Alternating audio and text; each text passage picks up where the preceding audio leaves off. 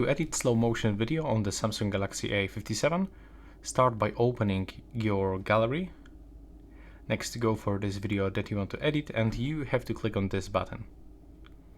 Now wait a little bit, we have to wait until it loads. So first of all, we can just trim this so we can make it longer or shorter, and we can also change this slow motion time. So if I want to get slow motion from this part, I have to just move it. But as you can see, we cannot actually do this from the very end of the video.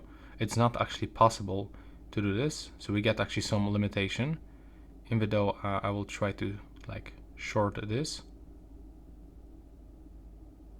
Now we can find here also a lot of other options that we can actually adjust like we want.